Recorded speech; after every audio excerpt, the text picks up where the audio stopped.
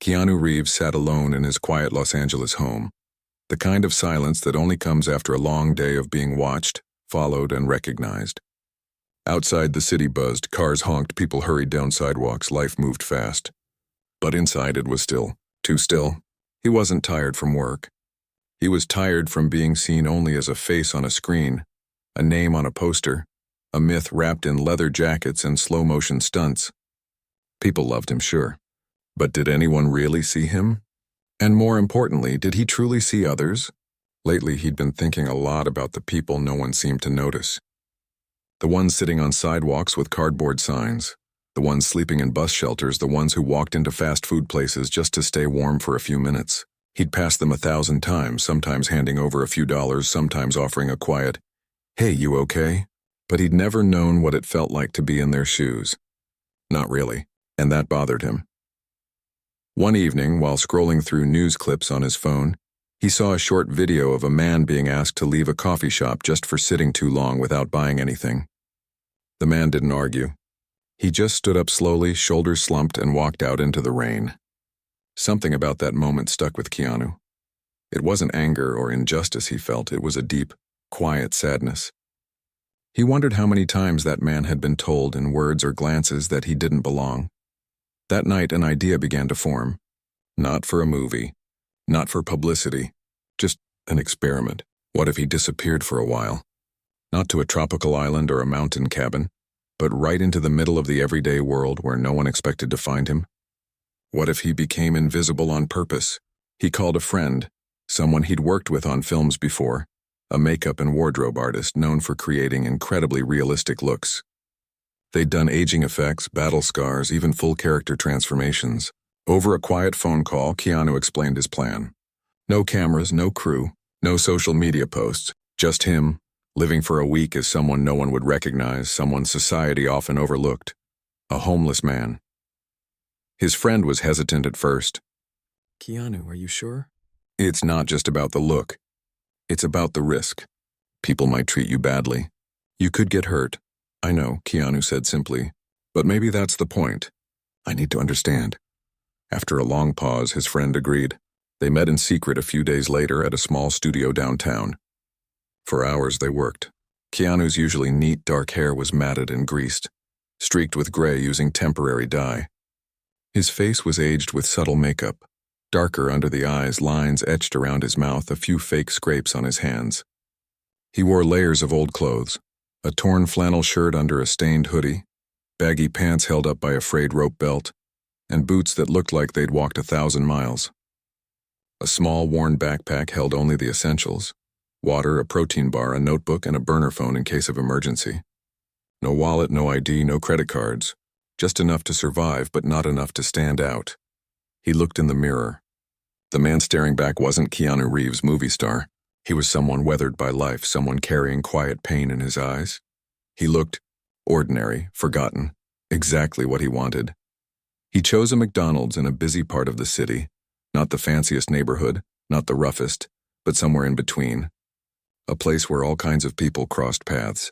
Office workers on lunch breaks, students cramming for exams, families grabbing a quick meal, and yes, people without homes seeking a warm seat and a cheap coffee. It was the perfect cross-section of real life.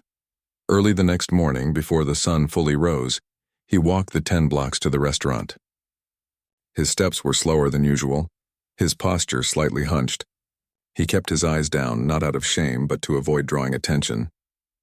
As he pushed open the glass door, the familiar smell hit him. Fries, coffee, cleaning solution. The hum of conversation, the clatter of trays, the beep of the order screen, normal sounds. But today, they felt different. Today, he wasn't a customer. He was an outsider. He bought the cheapest thing on the menu, a small coffee, and took a seat in the farthest corner booth near the restrooms. He didn't look around too much.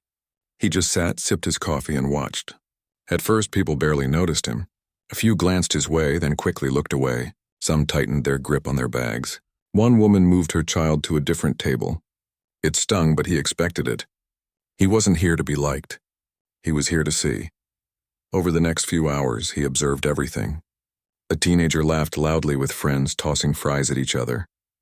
An elderly man counted change carefully before ordering a single cheeseburger. A young employee behind the counter wiped the same spot on the counter over and over, her eyes tired but kind. She caught his gaze once and gave a small, polite nod. He nodded back, no words. Just human acknowledgement.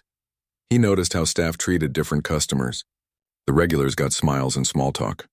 The loud groups got quick service and wide berths. But people who looked like him? They got watched. Not in a cruel way, mostly. Just carefully. Like they might cause trouble. Like they didn't quite belong. By midday, his coffee was long gone, but he stayed. He didn't want to leave and risk not being allowed back in. So he sat quietly, pretending to read a crumpled newspaper someone had left behind. His back ached from the hard plastic seat. His feet were cold. He felt the weight of being unseen. Not in a poetic way, but in a real physical way. Like the air around him was thinner. Then something small happened. The same young employee who'd nodded at him earlier walked by with a tray of extra apple pies. She paused near his table, pretended to adjust a sign on the wall, and without looking directly at him, placed one of the pies on the edge of his table. End of shift, she mumbled, almost to herself. Gotta get rid of these. He looked up, surprised. Thank you, he said, his voice rougher than usual. She gave a quick half-smile and walked away. No fanfare, no questions. Just a small act of kindness offered without expectation. That pie meant more than she knew. Not because he was hungry, he wasn't, not really, but because in that moment he hadn't been invisible. Someone had seen him. Not Keanu Reeves, not a celebrity. Just a tired man in a corner booth, and she'd chosen to be kind. As the afternoon sun slanted through the windows, casting long shadows across the linoleum floor, Keanu made a silent promise to himself. This week wouldn't be about pity or guilt. It would be about understanding, about listening, about remembering that every person he passed on the street had a story, a heart, a dignity, even if the world forgot to treat them that way. He took a bite of the pie. It was warm, sweet, simple, and for the first time in a long time he felt grounded. Not as a star, just as a human being, sitting in a McDonald's trying to see the world through someone else's eyes. The experiment had only just begun, but already it was changing him. The second day started much like the first, early, quiet, and cold. He woke up on a bench in a nearby park, wrapped in a thin blanket he'd brought just for this. His back was stiff, his neck sore, and the city already hummed with morning traffic. He brushed off his clothes, tucked his hair under a worn beanie, and walked the familiar route back to the McDonald's. He didn't feel like Keanu anymore. The name felt distant, like someone he used to know. Now he was just the man with the quiet eyes and the two big boots. Inside, the restaurant was already filling up. Office workers grabbed breakfast sandwiches on their way to work. A group of high schoolers laughed loudly near the soda machine. He slid into his usual corner booth, ordered another small coffee, this time with the last few coins in his pocket, and settled in. He wasn't just watching today. He was listening. People talk differently when they think no one important is around. Conversations spilled out like loose change. Worries about rent, jokes about bosses, confessions whispered over fries. A woman on her phone said, "I don't know how I'm going to make it this month," her voice cracking just slightly. A man in a wrinkled suit muttered to himself, "Another day, another dollar. If I'm lucky." No one was performing. They were just being real. He noticed how people treated each other and how they treated those they assumed had nothing. Some customers avoided eye contact with him entirely. Others gave him quick, nervous glances like he might ask for money or cause trouble. One man even moved his laptop bag closer to his chest when he walked past. It wasn't hate. It was fear. And that fear, he realized, built walls between people without anyone even noticing. But then there were the others, the ones who softened the edges of the day. A teenager dropped a dollar bill on his table as she walked out, saying, "For your coffee, man." An older woman asked if he needed a napkin, then left a whole stack beside him without waiting for an answer. Small things, tiny acts, but they carried weight. And then there was the employee, the same one from yesterday. She worked the morning shift, always moving fast but never rushing past someone in need. Today she brought him a clean cup without being asked. Later, when the lunch rush hit and the place got noisy, she slipped him a plain cheeseburger wrapped in paper. "Kitchen mistake," she said with a shrug, though he knew better. There was no mistake, just quiet generosity. He wanted to thank her properly, but he couldn't, not without breaking character. So he just nodded, held her gaze for a second longer than usual, and let his eyes say what his words couldn't. I see you, and I'm grateful. As the hours passed, he began to understand something deeper. Being homeless in this experiment wasn't just about not having a bed. It was about being treated as if you didn't matter. People didn't yell or shove him out the door. They just ignored him, looked through him, like he was part of the furniture. That kind of invisibility wore on a person faster than hunger or cold ever could. Still, he stayed. He watched how the staff handled stress, how one young cook snapped at a coworker during a busy order, then apologized 5 minutes later with a shared soda. He saw a father patiently help his toddler eat fries, wiping the child's chin with a napkin he folded into a little boat.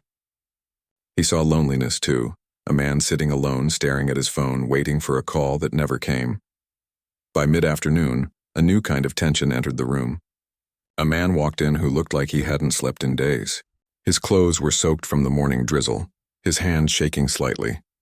He stood near the door, unsure, scanning the room like he was searching for something or someone. Most customers glanced at him and looked away quickly. The manager gave a subtle signal to one of the cashiers, who nodded and kept an eye on him. But Keanu watched differently. He saw the exhaustion in the man's eyes, the way his shoulders hunched like he was carrying something heavy inside. He didn't look dangerous. He looked lost. The man finally shuffled to the counter and asked for a cup of water. The cashier handed it over without a word. He sat at a table near the window, sipping slowly, staring out at the street. No one spoke to him. No one sat near him. He might as well have been a ghost. Keanu thought about his own life. Private jets, 5-star hotels, fans screaming his name. It felt like another planet. Here, in this fluorescent-lit space with the smell of grease and coffee, survival was the only plot line. And yet within that struggle there was still kindness, still humanity. Later that day, as he prepared to leave before closing time, the young employee approached him again. This time she didn't pretend it was about leftovers. She leaned in slightly and said, "You okay out there? Nights are getting colder." He hesitated, then nodded. "Yeah, I'm okay." She didn't push. Didn't ask for his story. Just said, "There's a shelter a few blocks east. They serve dinner at 6. Good people there." Then she walked away, back to wiping counters. He stood outside in the fading light, the city noise wrapping around him like a blanket he couldn't quite feel. Her words stayed with him, not because of the shelter, but because she'd cared enough to say something. In a world that often moved too fast to notice, she'd paused. Just for a second. Just enough. That night, he didn't go to the shelter. He found a quiet spot under an overpass, far enough from foot traffic to be safe, but close enough to hear the distant hum of life. He ate the last of his protein bar, wrote a few lines in his notebook. Kindness isn't loud. It's quiet. It's a pie left on a table, a clean cup, a direction given without judgment. And lay back staring at the slice of sky between the buildings. He thought about the man with the shaking hands, about the woman worried about rent, about the teenager who gave him $1 without expecting anything back. These weren't characters in a script. They were real people, living real lives, full of pain and hope and small victories no one would ever film. And for the first time, he understood why he'd done this. It wasn't to prove anything. Not to himself, not to the world. It was to remember that fame doesn't make you more human. It just makes you more visible. But being human? That's something everyone shares, whether they're on a movie poster or sitting alone in a McDonald's booth with nothing but a cold coffee and a worn-out backpack. As sleep finally came, the city sounds fading into a soft rhythm. He felt something unexpected. Peace. Not because his situation had changed, he was still pretending, still safe in a way the real homeless weren't, but because his heart had opened wider. He hadn't just seen the margins of society. He'd felt them, and that changed everything. Tomorrow would bring more watching, more listening, maybe more kindness, maybe more indifference. But whatever came, he knew one thing for sure. He wouldn't forget what he'd learned here. Not ever. The fourth morning arrived with a sharp chill in the air and a heaviness in his chest that had nothing to do with the thin blanket he'd slept under. He'd barely slept at all, really. The city never truly quieted down. Sirens in the distance, the rumble of late-night buses, the occasional shout from the street below. But it wasn't the noise that kept him awake. It was the faces, the voices, the quiet desperation he'd seen in the eyes of people just trying to get through another day. He walked back to the McDonald's earlier than usual, hoping to get a seat before the rush. The place was nearly empty, just a couple of night shift workers finishing their coffee and one employee wiping down the counters. She looked up when he came in, gave a small nod, and went back to her work. He appreciated that. No questions, no pity, just recognition. He ordered the cheapest thing again, black coffee, and settled into his usual spot. The warmth of the cup in his hands felt like a small comfort. Outside, the sky was gray, threatening rain. Inside, the fluorescent lights buzzed softly, and the smell of frying oil mixed with the faint scent of cleaning spray. It was ordinary, familiar, and in that ordinariness something real was happening every single day. By mid-morning, the place filled up. Students with backpacks, delivery drivers grabbing a quick bite, older folks meeting for their daily coffee chat. He watched them all, listening more than looking now. He'd learned that people reveal themselves not in what they say to others, but in how they move when they think no one's paying attention. The way a man's hand trembles as he counts change, how a woman sighs when she thinks her child isn't looking, the way someone glances at the door like they're waiting for rescue. Then, around noon, everything changed. The door swung open with more force than usual. A man walked in, tall, unshaven, clothes hanging off him like they'd been slept in for days. But it wasn't his appearance that caught attention. It was his energy. He moved like a storm had followed him inside. His eyes darted around the room, wide and unfocused. He muttered to himself, words too low to make out, but the tone was clear. Fear, confusion, maybe anger. People froze. A mother pulled her child closer. A group of teenagers fell silent. The cashier behind the counter took a half step back. The manager appeared from the back, arms crossed, watching carefully. The man stumbled toward the counter, knocking over a tray of ketchup packets. "Where is it?" he demanded, voice cracking. "I need to find it." No one answered. No one moved toward him. They just watched, waiting to see what he'd do next. Some looked annoyed, others scared. A few pulled out their phones, probably ready to record if things got worse. But Keanu saw something different. He saw the tremor in the man's hands, not from rage, but from exhaustion. He saw the way his breath came too fast, like he couldn't catch it. He'd seen this before, not in real life, but in people he'd known. People struggling with things no one could see. Anxiety, trauma, mental health battles that didn't come with visible wounds. While everyone else backed away, Keanu stood up. He didn't rush. He didn't speak loudly. He just walked slowly toward the man, hands open at his sides, palms visible. No threat.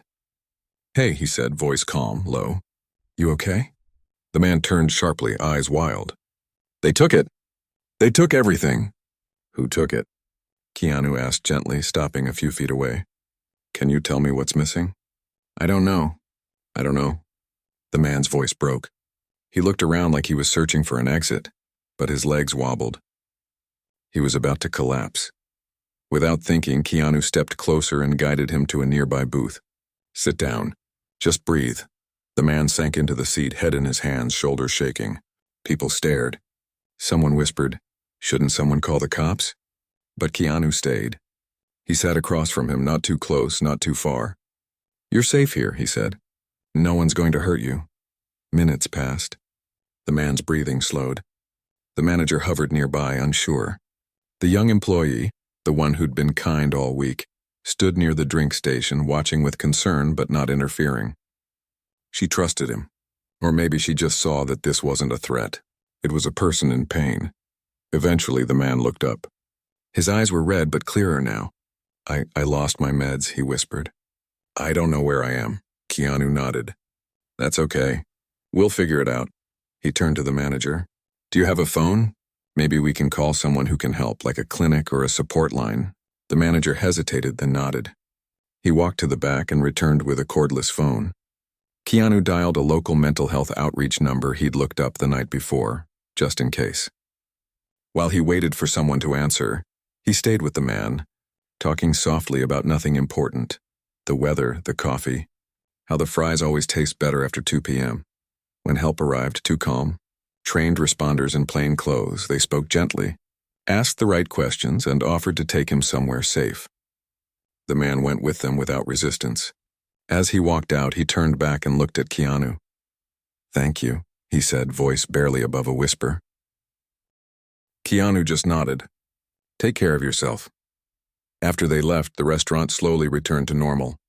People went back to eating, chatting, scrolling on their phones. But something had shifted. The air felt lighter, like a storm had passed. The young employee walked over with a fresh cup of coffee and set it down in front of him. She didn't say anything at first, just looked at him with eyes that held more than just kindness, they held understanding. "You didn't have to do that," she finally said. "I know," he replied. "But someone had to." She nodded slowly, then leaned in just enough to say, "My brother, he's been through something like that." People just walk away. They don't see the person. They see the problem. He looked at her, really looked. "I'm sorry," he said. "That must be hard." She swallowed, eyes glistening. "Yeah, it is. But today reminded me that not everyone looks away." They sat in silence for a moment, the noise of the restaurant wrapping around them like a blanket. No grand speeches, no dramatic music, just two people sharing a quiet truth in a fast food booth. Later, as the afternoon sun broke through the clouds, casting golden light across the tables, Keanu felt a deep ache, not of sadness but of responsibility. He wanted to help her. He wanted to help her brother. But if he revealed who he was now, the whole point of this experiment would vanish. It would become about him again, the famous guy doing a good deed, instead of about the real issue, that people like her brother, like the man who just left, deserved dignity, care, and a chance to be seen. So he stayed quiet. He finished his coffee. He watched the world move on as it always does. But inside, a decision was forming.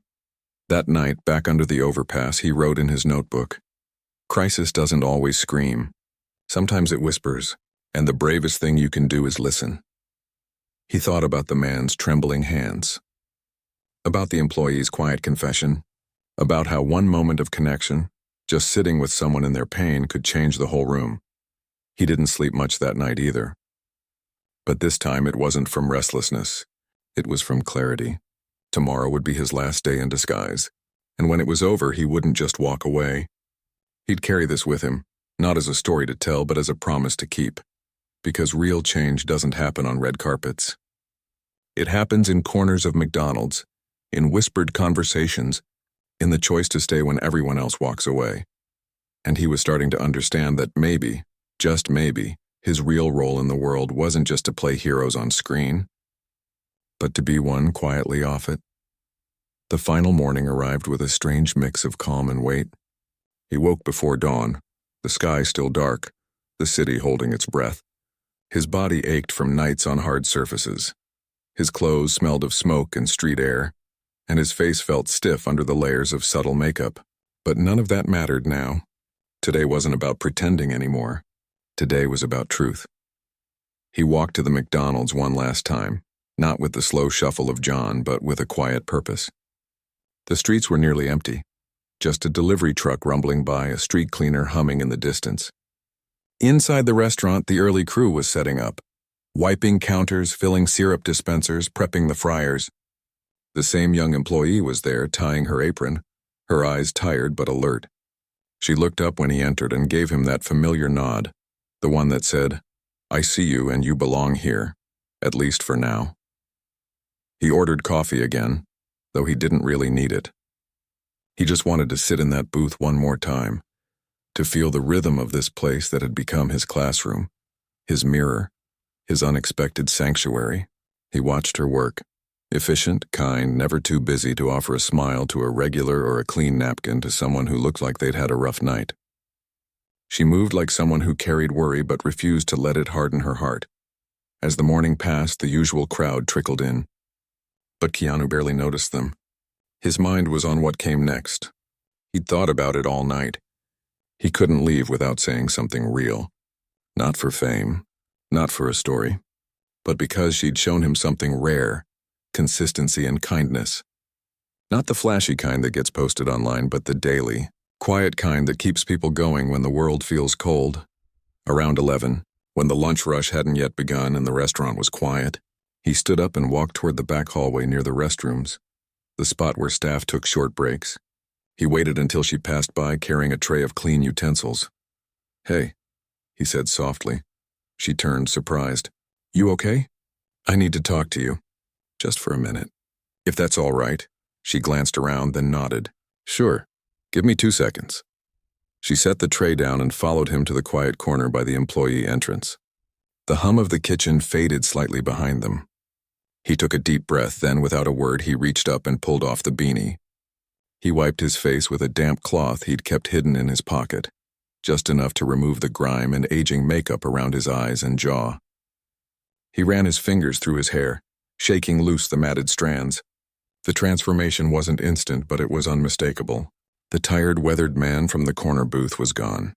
In his place stood someone familiar, someone she'd seen 100 times on screens but never expected to meet here like this. Her eyes widened. Her hand flew to her mouth. She took a step back, then forward again as if trying to make sure she wasn't dreaming. No, it can't be.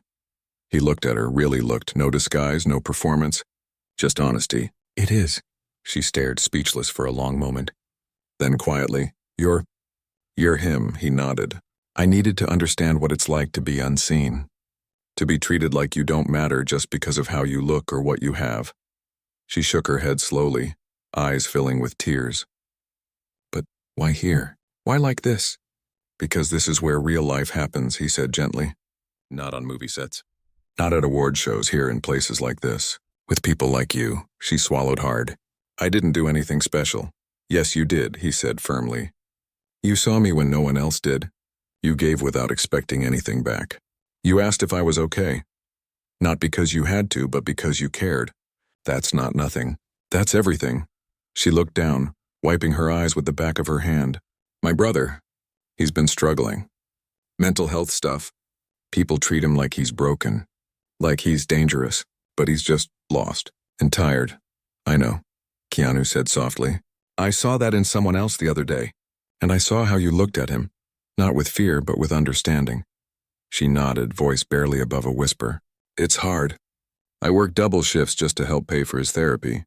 But it's never enough." He didn't hesitate. "Let me help." She looked up, startled. "What?" "I mean it. Not as a handout, as a partnership.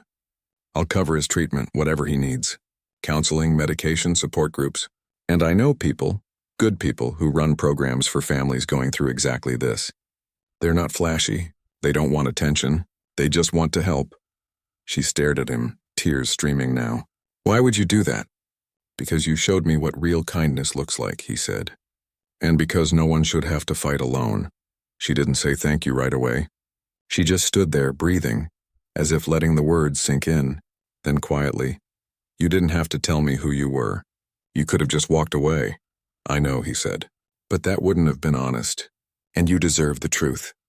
They stood in silence for a moment, the distant clatter of the kitchen the only sound. Then she wiped her face and managed a small, real smile. "You're not what I expected," he smiled back. "Good. Maybe none of us are." Before they parted, he gave her a simple phone number.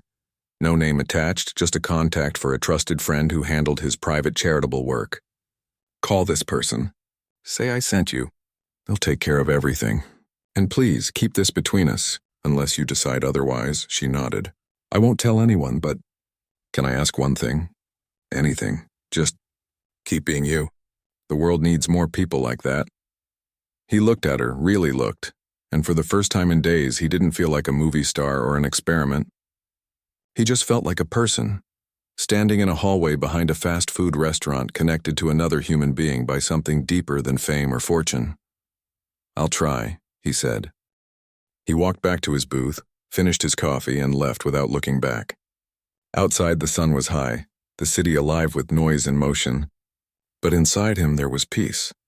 Not because he'd done something grand, but because he'd been real. And in return, someone else had been real with him. That evening, as he showered off the last traces of John, the dirt, the disguise, the weight of invisibility, he felt lighter.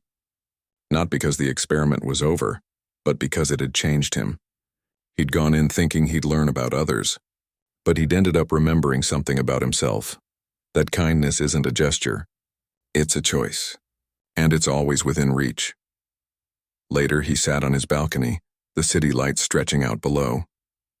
He didn't check his phone, didn't scroll through news or messages. He just sat, quiet, thinking about a young employee who gave apple pies to strangers, and a brother fighting his own invisible battles, and how one small act of seeing someone can ripple farther than anyone knows. He didn't need cameras to capture this moment. It was already etched into him. And that was enough. Weeks passed. The city moved on, as cities always do. Cars still honked, people still hurried. The news cycle spun faster than ever. But in a quiet corner of that same McDonald's, something new had taken root. Near the entrance, a small table now stood with a handwritten sign. If you're hungry, take a meal. If you can spare one, leave one. On it sat a few donated sandwiches, a couple of bottled waters, and sometimes an apple pie wrapped in paper. Regulars called it the kindness table. No one knew exactly who started it, but everyone knew it came from someone who worked there, someone who'd seen how hard life could be and decided to do something simple, something real, that someone never posted about it online, never gave interviews. She just showed up, restocked the table when it ran low, and treated every person who took from it with the same quiet respect she'd shown the man in the corner booth weeks before. Word spread slowly, not through hashtags, but through nods, smiles, and shared silence. A delivery driver left a coffee. A student dropped off a bag of snacks. Even the manager, once wary of loitering, now made sure the table stayed clean and visible. It wasn't charity. It was community. Meanwhile, far from the fluorescent lights and fryer smells, a different kind of healing was happening. A young man, her brother, began attending therapy sessions paid for by a quiet donation he never questioned. He started sleeping through the night. He reconnected with old friends. He even got a part-time job at a community garden, where the work was slow, the air was fresh, and no one judged him for his past. He didn't know who'd helped make it possible. He just knew someone had believed he was worth saving. And that belief became the first real step back to himself. Back in his own world, Keanu returned to his life. Scripts, meetings, red carpets, but nothing felt quite the same. He still smiled for cameras, still answered the usual questions about upcoming films, but his mind often drifted back to that booth, that hallway, that moment of truth. He didn't talk about what he'd done, not because he was hiding it, but because it didn't feel like a story to tell. It felt like a promise to keep. Then one afternoon, a blurry video surfaced online. Shot on a shaky phone, it showed a man in worn clothes calmly sitting with another man who appeared distressed inside a fast food restaurant. The man in the video spoke softly, stayed with him until help arrived, then disappeared into the crowd. Someone in the comments wrote, "That looks like Keanu Reeves." The post went viral. News outlets picked it up. Is this Keanu's secret act of kindness? Read one headline. Fans flooded social media with theories, screenshots, and admiration. But Keanu never confirmed it. When a reporter finally asked him about it during a press junket, he just smiled that quiet half-smile people knew so well and said, "We're all just people trying to get through the day. Sometimes the best thing you can do is sit with someone who's having a hard time. No denial, no grand reveal, just truth, wrapped in simplicity." That answer, more than any confirmation, spoke volumes. Because it wasn't about him. It never had been. The real story wasn't a famous actor going undercover. It was about how one act of seeing someone, truly seeing them, can spark a chain reaction of goodness that spreads far beyond a single moment. Months later, he visited the same McDonald's, not in disguise, not secretly, but just as himself, early in the morning before the crowds arrived. He ordered coffee and sat at a different table watching. He saw the kindness table. He saw the young employee, now a shift supervisor, greeting customers with the same warmth he remembered. He saw a man who looked like he hadn't eaten in days approach the table, hesitate, then take a sandwich. No one stared. No one whispered. It was just part of the rhythm of the place now. She saw him. Their eyes met across the room. She didn't run over. Didn't make a scene. She just gave him that same small nod, the one that said, "I remember. And thank you." He nodded back. That was all. Later, as he walked out into the morning sun, he passed a teenager sitting alone, head down, shoulders slumped. Without thinking, Keanu stopped, bought a second coffee, and placed it gently on the kid's table. "Long day?" he asked. The teen looked up, surprised. "Yeah, you could say that. Hang in there," Keanu said. "It gets better." He didn't wait for a reply. He just kept walking. But as he turned the corner, he glanced back. The teen was sipping the coffee, staring out the window, but his posture was a little less heavy. That was the thing about kindness. It didn't need applause. It didn't need credit. It just needed to happen. And once it did, it had a way of growing quietly, like a seed in cracked concrete. Back home that night, he opened his notebook, the same one he'd carried during those days as John. On the last page, he wrote, "The most shocking thing wasn't that I went undercover. It was that being seen, really seen, can change everything. Not just for the person who's struggling, but for the one who chooses to look." He closed the book and set it on his shelf, not as a souvenir, but as a reminder. Because the truth is, none of us are invisible. Not really. We just need someone willing to look past the surface, to see the fear, the hope, the humanity underneath. And sometimes that someone can be anyone. A cashier, a stranger, a movie star, or even you. The world doesn't need more heroes in capes. It needs more people who'll sit with someone in pain, who'll leave a pie on a table, who'll say, "You okay?" and mean it. And that's the real ending. The one that doesn't amaze your mind, but touches your heart. Because it's not fiction. It's possible. Right now. Right where you are, all it takes is one choice, one moment, one act of seeing someone, and choosing to care. It had been nearly a year since the week that changed everything, not just for him, but for a handful of people whose paths crossed in the most ordinary of places. Life had settled back into its usual rhythm, but something subtle had shifted beneath the surface, like a quiet current running under calm water. Keanu didn't talk about it. He didn't need to. The change wasn't in headlines or viral videos. It was in the small, steady choices people made when no one was watching. One rainy Tuesday afternoon, he found himself walking past that same McDonald's again. He hadn't planned to stop. He was just passing through the neighborhood, heading to a quiet bookstore a few blocks away. But something made him pause. Through the fogged-up window, he saw the kindness table, still there, still full. Not with grand donations, but with the kind of things real people give. A wrapped burrito, a banana, a thermos of soup with a note that read, "Hot, help yourself." A man in a soaked jacket stood by it, hesitating. Then a woman behind the counter, someone new, not the one he remembered, smiled and said, "Go ahead." "It's for you." He didn't go inside. He just stood there for a moment, watching the rain slide down the glass, feeling a warmth that had nothing to do with the weather. The ripple he'd helped start hadn't faded. It had grown roots. Later that week, a plain envelope arrived at his office. No return address, just his name written in careful handwriting. Inside was a single sheet of paper and a photograph. The note read, "My brother got his first full-time job last month. He's saving for an apartment. He says thank you, not just for the help, but for making him feel like he mattered. We never told anyone who helped us, but I wanted you to know it worked." The photo showed two people standing in front of a small community center. Her brother, clean-shaven, smiling for the first time in years, and her beside him, arm around his shoulders, eyes bright with quiet pride. No names, no request, just gratitude offered like a gift. He kept the photo on his desk, not as proof, but as a reminder that real change doesn't roar. It whispers. And if you're listening, you'll hear it. But the world kept turning, and with it came new challenges. One evening, while scrolling through local news, he saw a short piece about rising homelessness in the city, about shelters turning people away, about fast food restaurants banning people from sitting too long without buying anything. The same fear, the same walls. It felt like the lesson was being forgotten.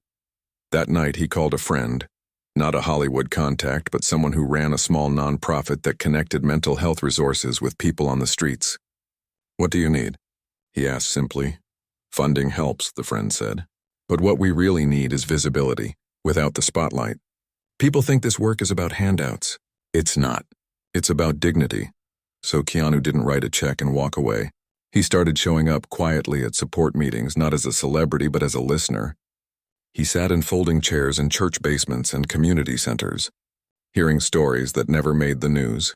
A veteran who lost his home after his wife died, A young woman kicked out for being who she was. An older man whose pension vanished in a scam. No cameras. No interviews. Just presence. And slowly, he began using his platform. Not to talk about himself, but to amplify others. In interviews, when asked about his secret good deeds, he'd gently steer the conversation. There are people doing this work every day. They don't get applause. They get exhausted. Maybe we should be asking how to support them. Fans noticed. Not because he shouted it, but because he lived it. Donations to local outreach programs quietly increased. Volunteers signed up. A few other public figures, inspired not by spectacle but by sincerity, started doing similar things, visiting shelters, funding therapy scholarships, creating safe spaces in their own communities. Not for clout, just because it was right. Back at the McDonald's, the kindness table had inspired something bigger. The staff, with support from the local franchise owner, started a warm seat policy. Anyone could sit for up to 2 hours, no purchase required, as long as they were respectful. They even partnered with a nearby clinic to offer monthly mental health check-ins in a back room. It wasn't perfect, but it was progress. One day, Keanu returned, not in disguise, not as a guest, but just as a customer. He ordered a coffee and sat near the window. The young employee, now a manager, saw him and walked over. She didn't gush. Didn't ask for a photo. She just said, "You started something good here." "I didn't start it," he replied. "You did." "I just showed up," she smiled. Sometimes showing up is enough. They talked for a few minutes about her brother, about the table, about how hard it still was some days.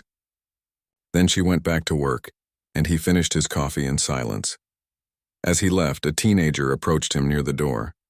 Hey, the kid said, voice a little nervous. "I saw that video. The one in here. Was that really you?" Keanu didn't deny it. He just said, "And does it matter who it was? What matters is that someone stayed." The teen nodded slowly. "Yeah, I guess so." Then after a pause, "I've been thinking about volunteering. At the shelter downtown." "That's a great idea," Keanu said. "They need people like you." He walked away, but not before seeing the kid pull out his phone and text someone, probably to sign up. That was the thing. The story wasn't about him. It never had been. It was about the chain reaction of compassion. How one moment of seeing someone can inspire another person to do the same, and then another, until the whole neighborhood starts to feel a little more human. Months later, during a film premiere, a reporter asked him, "With all your success, what are you most proud of?" He thought for a moment. Cameras flashed. Fans waited, and then he said, "I'm proud of the times I chose to see people, not as problems but as people. And I'm proud when others do the same." No grand speech, no dramatic reveal, just truth. Because the real magic wasn't in the disguise or the shock or the fame. It was in the ordinary moments, the shared coffee, the quiet nod, the decision to stay when it would have been easier to walk away. And that's the ending that lasts. Not because it's shocking, but because it's possible. For anyone. Anywhere. All it takes is one person willing to look and care.